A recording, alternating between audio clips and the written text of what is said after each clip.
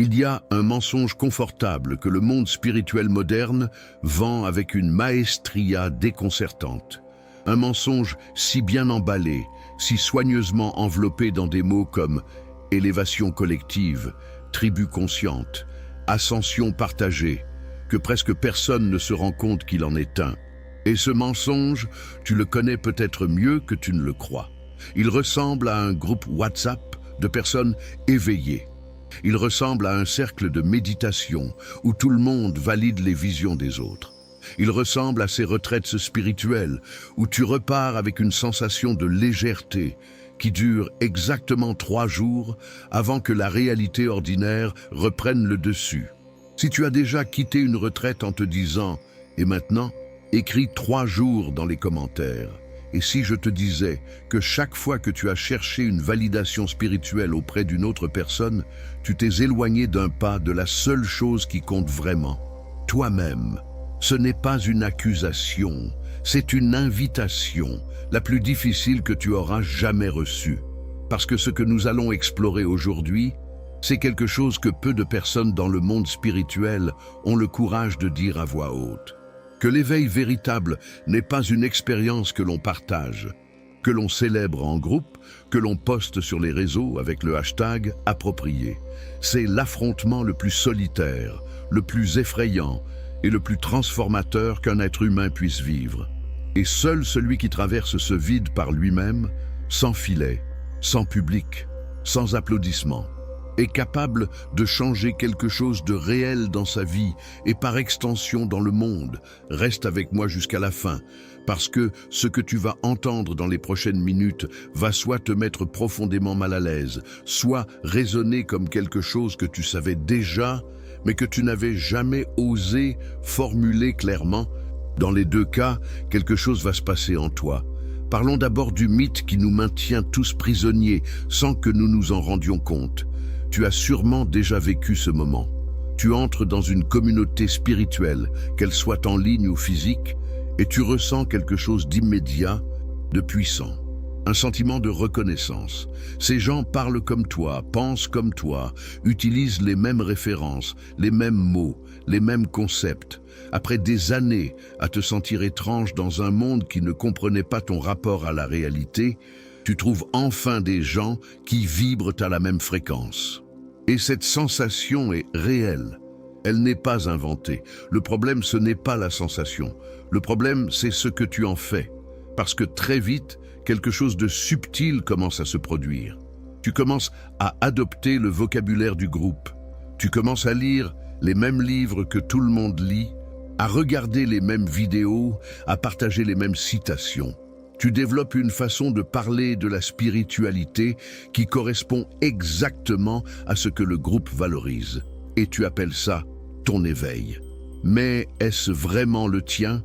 Elena Petrovna Blavatsky, la fondatrice de la Société théosophique, l'une des esprits les plus remarquables et les plus controversés du XIXe siècle, n'était pas un personnage de consensus. Elle dérangeait, elle provoquait. Elle remettait en question les certitudes confortables aussi bien des religieux que des matérialistes. Elle ne cherchait pas à créer une tribu dans le sens moderne du terme. Elle cherchait à éveiller des individus à une recherche authentique, personnelle, intérieure. Et elle savait, avec une clarté presque chirurgicale, que la majorité des personnes qui cherchent l'éveil collectif sont en train, en réalité, d'échanger une prison pour une autre prison plus jolie. La question n'est pas de savoir si les communautés spirituelles sont bonnes ou mauvaises. Cette question est trop simple pour être utile. La vraie question est celle-ci. Est-ce que ton identité spirituelle actuelle t'appartient vraiment? Ou est-elle le produit de ce que les gens autour de toi croient? Valorise tes récompenses socialement? Sois honnête. Pas avec moi, avec toi. Parce que l'imitation sociale est le mécanisme le plus puissant de la nature humaine. Nous sommes des animaux sociaux avant d'être des animaux spirituels. Et ce mécanisme fonctionne de façon automatique, en dehors de notre conscience. Tu n'as pas besoin de décider consciemment d'imiter ton groupe. Ton cerveau le fait pour toi. Et il appelle ça croissance personnelle, pour que tu ne te poses pas de questions. Les cercles spirituels modernes ont une tendance particulièrement insidieuse. Ils créent une nouvelle couche de la Matrix au lieu d'en sortir. Ils remplacent l'identité de consommateur par l'identité de personne consciente. Ils remplacent la validation sociale basée sur le statut économique par la validation sociale basée sur le niveau d'éveil perçu. Les codes changent. Le mécanisme, lui, reste identique. Et voilà où ça devient vraiment intéressant, parce que si l'identité spirituelle que tu portes est en grande partie un produit de l'imitation sociale, cela signifie qu'il existe quelque chose sous cette identité construite. Quelque chose qui n'a jamais eu besoin d'être validé par un groupe. Quelque chose qui existait avant la première fois que tu as entendu parler de chakra, de karma ou de troisième œil. Et pour accéder à cette chose-là, tu vas devoir faire quelque chose que ton ego spirituel va résister de toutes ses forces. Mais avant d'arriver là, il faut que tu comprennes pourquoi la résistance est si forte. Pourquoi, même quand nous voyons clairement le piège, nous y retournons. La réponse se trouve dans quelque chose que la tradition théosophique décrit depuis plus d'un siècle et que la science commence seulement à explorer avec les outils de la psychologie et des neurosciences. Il y a une entité que tu nourris chaque jour, plusieurs fois par jour en réalité. Elle n'a pas de visage, elle n'a pas de nom qui la définisse complètement, mais elle a quelque chose qui ressemble à une conscience. Et en 2026, elle n'a jamais été aussi puissante dans toute l'histoire de l'humanité. Dans la tradition théosophique et ésotérique, on appelle ça un égrégore. Un égrégore, pour ceux qui ne sont pas familiers avec le terme, est une entité psychique collective formée par la somme des pensées, des émotions et des intentions d'un groupe. Ce n'est pas une métaphore, ce n'est pas une façon poétique de décrire la dynamique de groupe. C'est une description fonctionnelle de la façon dont l'énergie mentale humaine s'organise, prend de l'autonomie et commence à influencer ses membres de manière rétroactive. Chaque famille a son égrégore, chaque nation a le sien, chaque religion, chaque mouvement politique, chaque sous-culture Internet a le sien. Maintenant, imagine ça à l'échelle planétaire. Imagine ce qui se passe quand tu crées une infrastructure technologique dont le modèle économique repose entièrement sur la capture de l'attention émotionnelle. Imagine ce qui se passe quand des milliards d'êtres humains connectent leurs émotions, leurs peurs, leurs désirs, leurs indignations dans un réseau global en temps réel, 24 heures sur 24. Tu n'imagines pas quelque chose d'hypothétique. Tu décris exactement ce qui existe en ce moment. La connectivité digitale en 2026 fonctionne comme le système nerveux d'un égrégore d'une taille et d'une puissance sans précédent dans l'histoire humaine. Chaque fois que tu réagis émotionnellement à un contenu, tu l'alimentes. Chaque fois que tu partages une indignation, tu l'alimentes. Chaque fois que tu cherches une validation dans les likes, les commentaires, les partages, tu l'alimentes. Et chaque fois que tu l'alimentes, il devient un peu plus difficile pour toi d'avoir un pensée qui soit vraiment entièrement la tienne. Ce n'est pas un jugement moral sur la technologie. Internet n'est pas intrinsèquement mauvais. Les réseaux sociaux ne sont pas intrinsèquement néfastes. Mais nous avons créé quelque chose que nous ne comprenons pas encore complètement et dont les effets sur l'autonomie psychique individuelle sont profonds et largement sous-estimés. Voici ce qui est encore plus troublant. Cet égrégore ne te sabote pas de façon brutale et évidente. Il ne t'envoie pas un message qui dit « arrête de penser par toi-même ». Il fait quelque chose de beaucoup plus sophistiqué. Il intervient précisément dans les moments de silence potentiels. Tu t'assieds pour méditer. 20 secondes s'écoulent et ton esprit produit soudainement une pensée urgente. Ce post que tu as vu ce matin et à propos duquel tu n'as pas encore formé d'opinion. Cette conversation avec un ami qui mérite une réponse. Cette inquiétude diffuse qui surgit de nulle part et qui semble soudainement prioritaire. Ce n'est pas toujours du procrastination. Parfois, c'est le système qui protège sa propre survie, parce qu'un individu qui parvient à rester seul avec lui-même, en silence profond, sans consommer, sans réagir, sans chercher de validation externe, est un individu qui a cessé d'alimenter la machine. Et la machine, comme tout système vivant, cherche à maintenir sa propre continuité. Et maintenant, je te pose la question qui devrait te rester jusqu'à la fin de ce vidéo. Et si ton incapacité à rester en silence n'était pas uniquement une faiblesse personnelle, un manque de discipline, un problème avec la méditation, et si c'était au moins en partie un mécanisme de défense de quelque chose d'externe à toi? Cette question change tout, parce qu'elle te donne un ennemi nommé. Et quand tu peux nommer ce contre quoi tu te bats, tu peux commencer à te battre vraiment. Mais voilà le problème. Reconnaître l'existence de cet égrégore, comprendre intellectuellement son fonctionnement, même en parler dans une vidéo YouTube, c'est encore nourrir le système de la pensée collective. La vraie résistance ne se fait pas avec des idées. Elle se fait dans le silence, dans le vide, dans cet endroit que presque tout le monde évite instinctivement, parce que ce qui s'y trouve est à la fois la chose la plus précieuse et la plus terrifiante que tu aies jamais rencontrée. Je vais être direct avec toi maintenant. Ce que je vais te décrire n'est pas une expérience plaisante. Ce n'est pas un bain de lumière, ce n'est pas une paix instantanée, ce n'est pas le genre de choses dont on écrit de jolis posts inspirants avec une photo de lever de soleil en arrière-plan. Le vide absolu est l'une des expériences les plus effrayantes qu'un être humain puisse traverser. Et si quelqu'un te dit le contraire, soit il ne l'a jamais vraiment traversé, soit il essaie de te vendre quelque chose. Quand nous parlons d'isolement interne intentionnel, nous ne parlons pas de te couper physiquement du monde, bien que cela puisse aider. Nous parlons de quelque chose de beaucoup plus radical. Nous parlons de retirer, couche par couche, avec une précision presque chirurgicale, toutes les voix qui habitent ton esprit sans y avoir été invité.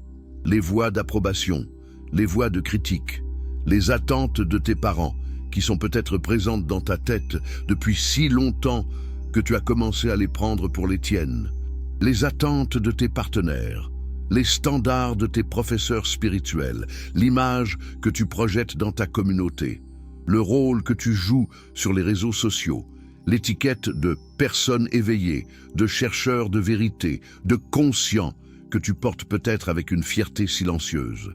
Ces étiquettes sont des chaînes plus brillantes, mieux habillées, socialement valorisées, mais des chaînes quand même. La tradition théosophique parle de l'atma, l'étincelle divine, à l'intérieur de chaque être.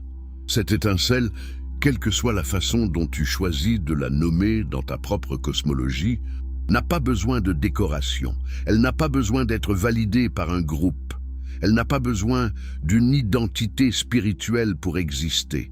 Elle existe en dehors de tout ça, en dessous de tout ça, dans un espace que les constructions sociales ne peuvent pas atteindre. Mais pour accéder à cet espace, tu dois traverser la résistance, et la résistance est physique, ce n'est pas une métaphore. Quand tu commences à pratiquer l'isolement interne intentionnel, quand tu commences à te priver de stimulation externe, ton corps entre en alerte. Ton système nerveux, conditionné depuis des années à recevoir des flots continus de dopamine via les réseaux sociaux, les conversations, les validations, les contenus, interprète ce sevrage comme une menace existentielle.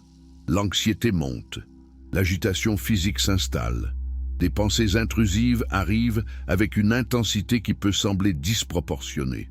C'est normal, c'est attendu, et c'est précisément le signe que quelque chose d'important est en train de se passer.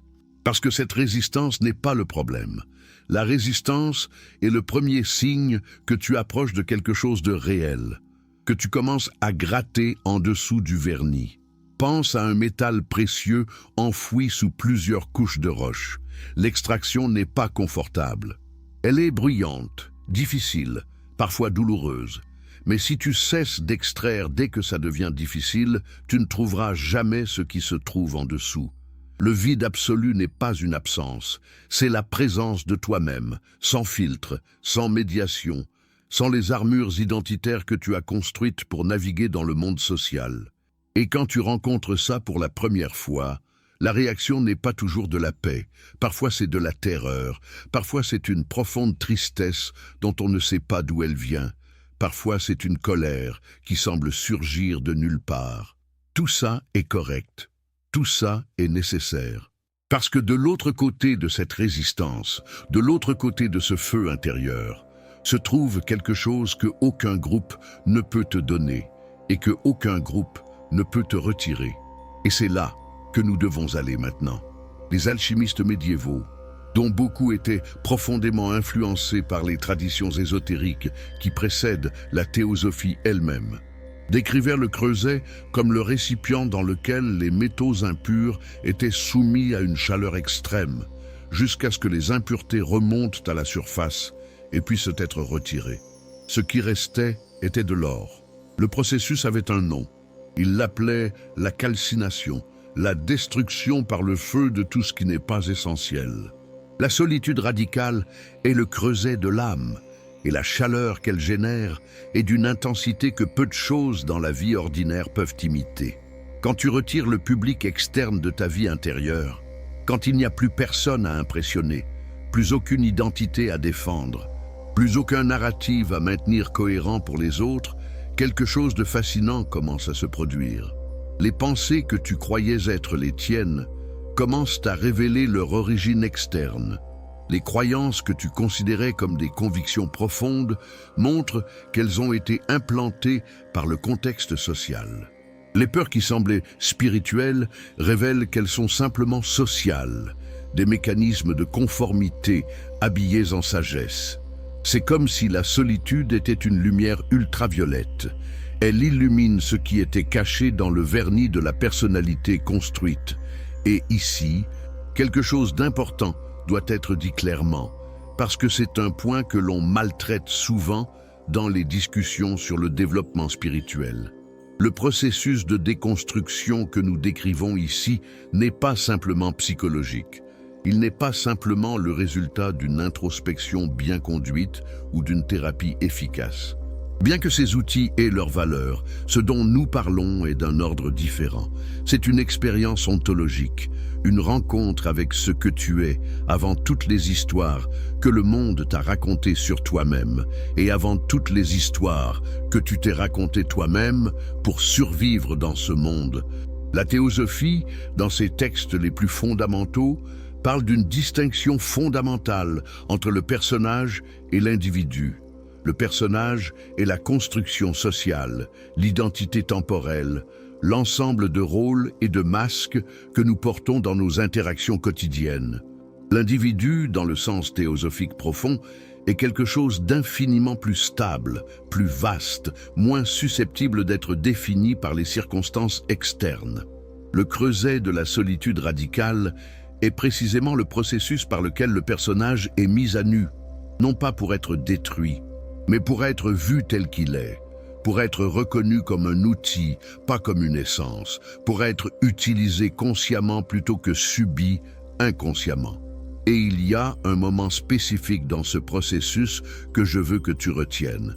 Un moment qui survient différemment pour chaque personne, à des moments différents, avec des intensités différentes, mais qui portent les mêmes caractéristiques fondamentales. C'est le moment où tu réalises que tu n'as besoin de l'approbation de personne pour exister, pas de ton groupe spirituel, pas de ta famille, pas de tes followers, pas de tes amis, pas même de ta propre image mentale de toi-même comme bonne personne ou personne consciente. Dans cet instant, quelque chose de fondamental bascule. Tu passes d'un état que je vais appeler nœud de réseau à un état que je vais appeler source. Un nœud de réseau reçoit et transmet des influences extérieures.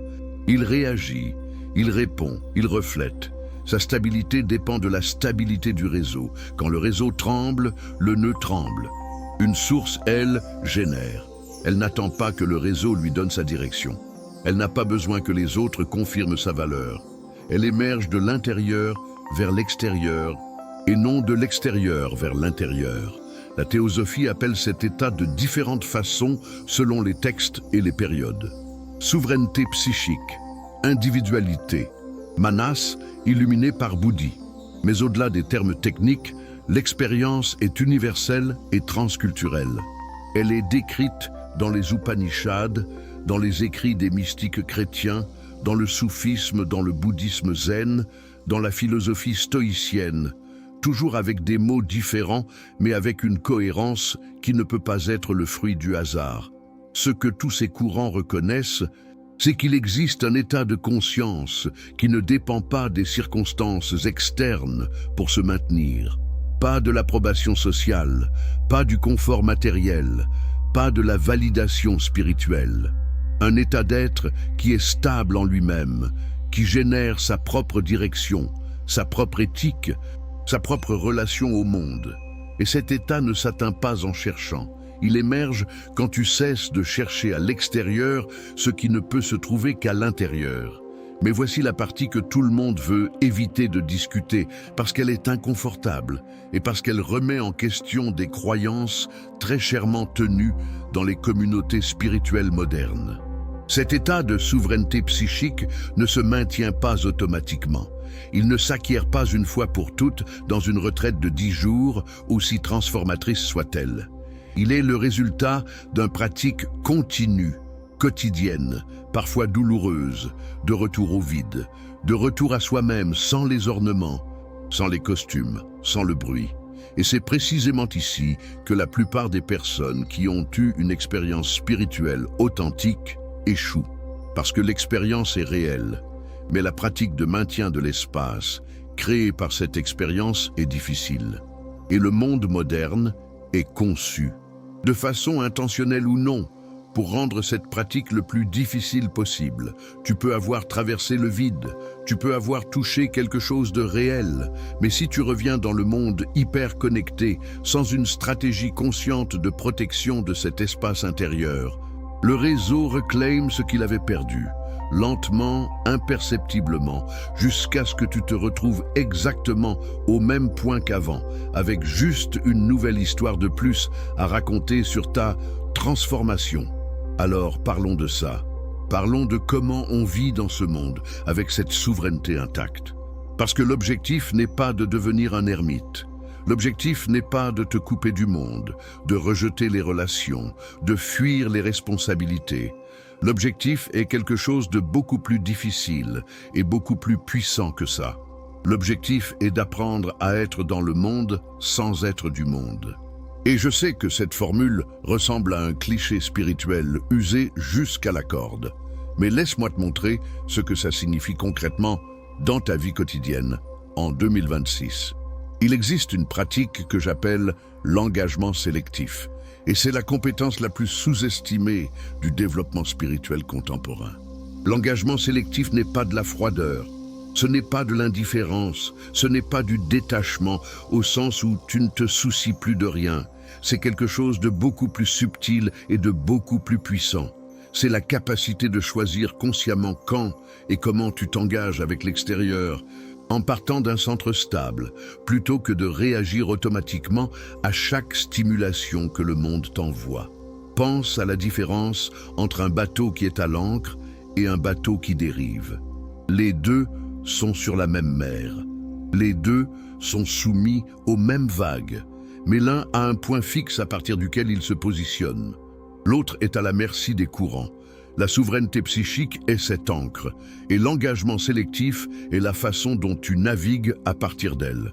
Concrètement, dans ta vie, ça ressemble à quoi? Ça ressemble à entrer dans une conversation difficile, émotionnellement chargée. Sans être emporté par elle, tu peux être pleinement présent, pleinement attentif, pleinement engagé, et pourtant maintenir une partie de toi en dehors du tourbillon émotionnel. Ce n'est pas de la dissociation, c'est de la présence consciente. Ça ressemble à utiliser les réseaux sociaux sans être utilisé par eux. Pas nécessairement en consommant moins, bien que ça puisse aider, mais en changeant ta relation à ce que tu y consommes. En passant de la réaction automatique à la réponse choisie. Ça ressemble à aimer profondément avec tout ce que l'amour véritable implique de vulnérabilité et d'ouverture, sans te perdre dans l'autre. À être capable de te donner pleinement dans une relation tout en sachant exactement où tu te termines et où l'autre commence. Ces compétences semblent simples décrites ainsi. Dans la pratique, elles sont parmi les plus difficiles à développer, parce qu'elles exigent exactement ce que le monde moderne ne récompense pas. La conscience de soi, la tolérance à l'inconfort, la capacité de rester avec soi-même quand tout pousse à chercher une distraction. Et ici, nous arrivons à la conclusion qui donne son titre à cette vidéo. Le paradoxe que je t'ai annoncé au début et que nous avons maintenant tous les éléments pour comprendre complètement. La théosophie, dans ses textes les plus fondamentaux, parle d'une responsabilité qui accompagne le développement spirituel. Une responsabilité qui n'est pas imposée de l'extérieur, mais qui émerge naturellement de l'intérieur, quand le niveau de conscience s'élève. Et cette responsabilité a une direction claire, vers le service de l'évolution collective. Mais voilà le paradoxe, et écoute-moi bien, parce que c'est la chose la plus importante que tu entendras dans cette vidéo. Tu ne peux pas servir le collectif si tu es dissous dans lui. Tu ne peux pas élever ce dont tu es prisonnier. Tu ne peux pas guider ce qui te guide. L'ascension collective, si elle est possible, si elle est réelle, si elle a un sens au-delà d'une métaphore inspirante, elle ne se produit que lorsqu'il existe des individus qui ont traversé le vide, qui ont trouvé l'or en eux-mêmes, et qui sont revenus dans le monde comme des sources stables et non comme des échos amplifiés. Le monde spirituel moderne a inversé l'ordre. Il veut partir du collectif pour arriver à l'individu. Il veut que tu t'éveilles en groupe, que tu grandisses en communauté, que tu te transformes à travers la validation sociale. Et l'intention est belle, vraiment. Mais le résultat est souvent une spiritualité de façade, un éveil de surface, une transformation qui ressemble à quelque chose, mais qui ne résiste pas au premier vrai test de la vie. La voie qui fonctionne est exactement inverse. Tu dois d'abord devenir complètement indépendant du collectif pour pouvoir ensuite lui offrir quelque chose de réel. Parce que la différence entre quelqu'un qui influence le monde à partir d'un centre intérieur stable et quelqu'un qui réagit au monde depuis un endroit de blessure non résolue ou de besoin de validation non satisfait est immense. La première personne crée, la deuxième amplifie. Et dans un monde qui a déjà trop d'amplification et pas assez de création, la distinction devient cruciale. Pense aux personnes dans ta vie ou dans l'histoire qui ont eu un impact réel sur les gens autour d'elles. Pas un impact viral, pas un impact de plateforme, mais un impact qui a changé quelque chose de concret dans la façon dont d'autres personnes perçoivent le monde et se comportent dans leur vie. Ces personnes avaient quelque chose en commun. Elles ne cherchaient pas l'approbation, elles ne construisaient pas leur identité sur la réaction des autres. Elles venaient d'un endroit qui ne dépendait pas de l'extérieur pour se maintenir. Et dans presque tous les cas que l'histoire a documentés, cet endroit avait été forgé dans la solitude, dans des périodes d'isolement volontaire, de retraite, de confrontation avec le vide. Ce n'est pas une coïncidence. Il y a une raison pour laquelle les grandes traditions spirituelles du monde, de la méditation bouddhiste à la retraite ignatienne, du jeûne biblique aux 40 jours dans le désert, de la solitude des pères du désert aux retraites de vision des traditions amérindiennes, mettent tout l'isolement volontaire au cœur du processus de transformation. Ces traditions ne se connaissaient pas. Elles se sont développées indépendamment, dans des contextes culturels radicalement différents, à des époques séparées par des millénaires. Et pourtant, elles ont toutes conclu la même chose. Le contact avec le divin, l'accès à ce qui est le plus vrai et le plus profond en soi, exige une confrontation avec la solitude absolue. Ce n'est pas une curiosité historique, c'est une instruction. Et la théosophie, dans sa synthèse de ces traditions, le dit clairement. Le chemin vers le soi supérieur passe par le dépouillement de tout ce qui n'est pas lui. Et ce dépouillement ne peut pas se faire en présence d'un public. Il ne peut pas se faire quand une partie de toi surveille comment tu es perçu, quand une partie de toi construit une narrative sur ta propre transformation. Il ne peut se faire que dans le silence, dans l'obscurité, dans la solitude, qui n'est pas une punition, mais une purification. Et maintenant, la question pratique que tu te poses sûrement. Comment est-ce que ça se traduit dans une vie ordinaire, dans une semaine ordinaire, en 2026, avec un travail, une famille, des obligations et un téléphone qui vibre toutes les 10 minutes? Je ne vais pas te donner une liste de pratiques. Ce serait trop facile. Et ce serait exactement le type de contenu consommable et rassurant que le mécanisme dont nous avons parlé au début de cette vidéo adore produire et distribuer. Ce que je vais te dire est plus simple et plus exigeant à la fois. L'isolement intérieur n'est pas principalement une question de temps ou d'espace physique. Il est une question d'orientation de l'attention. Et cette orientation peut, avec de la pratique, être cultivée dans n'importe quel contexte. Le vrai travail n'est pas de méditer 2 heures par jour.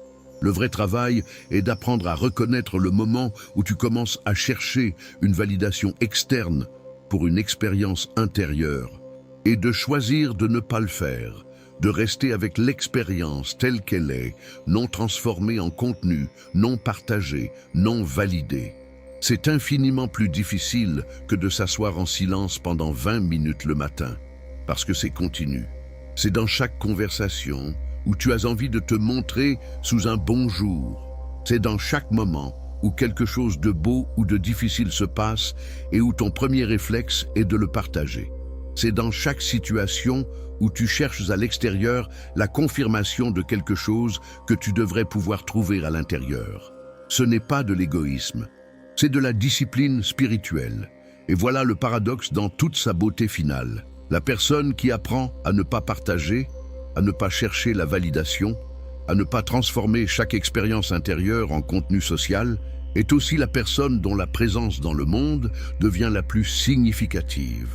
Parce que quand elle choisit de s'engager, ce n'est pas depuis un endroit de besoin, c'est depuis un endroit de plénitude.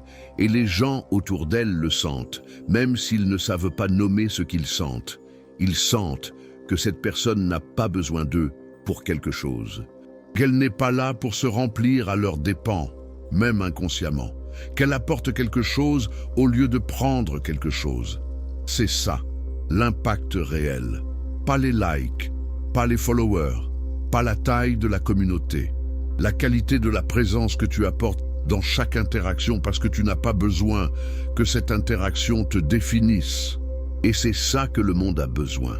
Pas de plus d'éveillés qui parlent d'éveil, de plus de personnes qui ont traversé leur propre vide et qui en sont revenus avec quelque chose de solide, de réel, de non négociable. Le collectif ne sera jamais plus grand que les individus qui le composent. Et les individus ne peuvent pas grandir véritablement tant qu'ils cherchent leur grandeur dans le regard des autres. Le paradoxe de la solitude, dans son expression la plus complète, c'est ceci. Pour être vraiment connecté, tu dois d'abord savoir exister complètement seul. Pour offrir quelque chose de réel à ce que tu aimes, tu dois d'abord découvrir ce que tu es en dehors de ce que tu leur donnes. Pour servir l'évolution collective avec quelque chose qui en vaut la peine, tu dois d'abord être prêt à n'avoir besoin de cette évolution collective pour rien. Ce n'est pas un chemin facile. Personne ici ne va te dire que c'est facile. Mais c'est le seul qui mène quelque part de réel. Et maintenant, tu as le choix que chaque personne qui regarde cette vidéo doit faire pour elle-même, en silence, sans me demander mon avis, sans aller chercher la validation d'une communauté. Tu as le choix de continuer à te définir par ton groupe, par tes références, par les validations que tu reçois de l'extérieur. Ou tu as le choix de commencer le seul voyage qui ne peut être fait en compagnie. Le chemin est à toi, et personne d'autre que toi ne peut savoir si tu es prêt à le prendre. Mais laisse-moi te dire une dernière chose, parce que je pense qu'il y a une nuance qui mérite d'être dite clairement avant que tu fermes cette vidéo et retournes à ta vie. Ce que nous avons décrit tout au long de ces minutes n'est pas un idéal à atteindre. Ce n'est pas un état final que tu touches un jour et après lequel tu peux te relaxer. La souveraineté psychique, l'isolement interne intentionnel, l'engagement sélectif, tout ça ne sont pas des destinations. Ce sont des pratiques quotidiennes, continuelles, qui exigent une attention constante. Et voilà quelque chose que la spiritualité de consommation, celle que les algorithmes adorent promouvoir, refuse catégoriquement d'admettre. Parce qu'admettre ça ne vend pas. Admettre que le travail intérieur ne finit jamais, qu'il n'y a pas de point d'arrivée où tu peux t'asseoir et te dire « c'est bon, j'ai réussi », ça ne fait pas de bons titres de vidéo. Ça ne génère pas des millions de vues. Ça ne crée pas la dépendance à un gourou ou à une communauté. Mais c'est la vérité.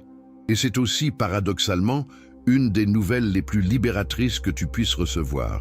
Parce que si le travail ne finit jamais, alors chaque jour est une opportunité de recommencer. Chaque moment où tu remarques que tu as été emporté par le courant de la validation externe est un moment de conscience, pas d'échec. Chaque fois que tu te surprends à performer ta spiritualité plutôt qu'à la vivre, c'est une information précieuse, pas une raison de te juger. La tradition théosophique a un concept pour ça.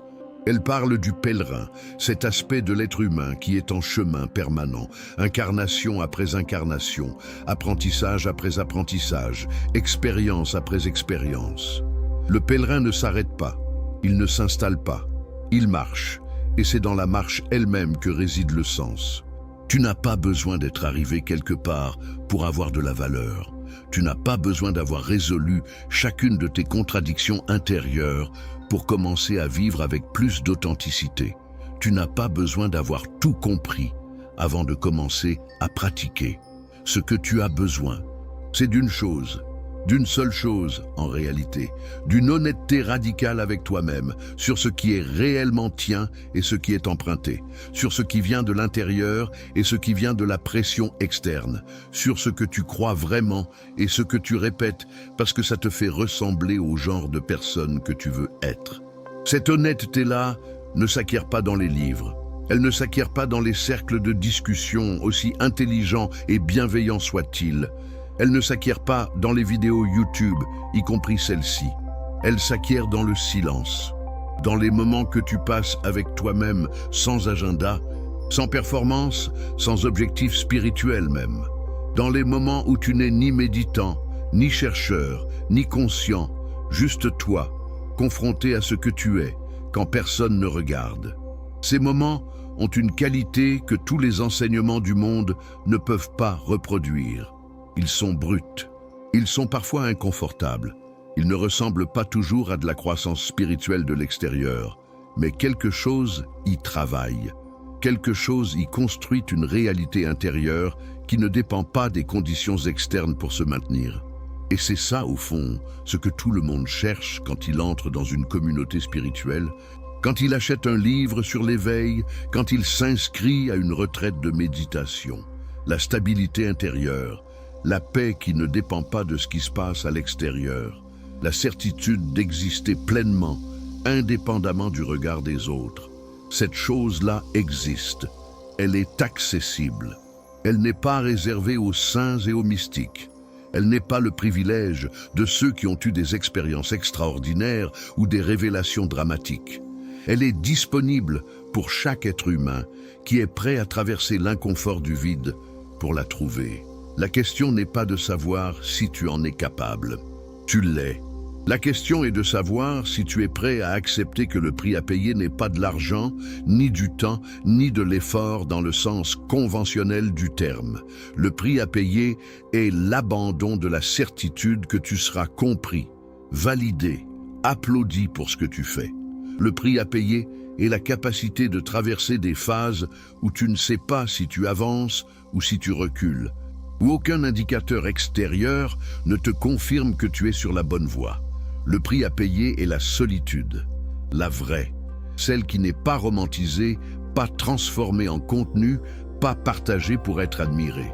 Et voilà finalement le paradoxe dans son expression la plus simple et la plus complète. Ce que tout le monde cherche dans la connexion avec les autres, la véritable connexion profonde, authentique, significative, ne peut être trouvée que dans la connexion avec soi-même. Et cette connexion avec soi-même n'est accessible que dans la solitude absolue. Tu cherches à te connecter vraiment avec les autres? Commence par toi. Tu veux contribuer à quelque chose de plus grand que toi-même? Commence par te trouver toi-même. Tu veux que ta présence dans le monde compte pour quelque chose? Commence par exister pour toi-même, complètement, sans public. Ce n'est pas de l'égoïsme, c'est la condition de toute générosité véritable. Et si tu arrives à la fin de cette vidéo avec une seule question dans la tête, j'espère que c'est celle-ci. Pas « comment est-ce que je commence ?» Pas Quelle pratique est-ce que je dois adopter? Mais simplement, est-ce que je connais réellement la personne que je suis quand personne ne regarde? Si la réponse est non, ou si tu n'es pas sûr, alors tu sais déjà où commence le travail. Et si la réponse est oui, alors tu sais déjà que ce travail ne finit jamais, et que c'est exactement comme ça devrait être. C'est dans cette acceptation, cette paix, avec l'incomplétion permanente, que réside peut-être la forme la plus mature et la plus rare de la sagesse humaine. Non pas la certitude d'être arrivé, mais la sérénité d'être en chemin, toujours en chemin, et pleinement soi-même dans cette marche.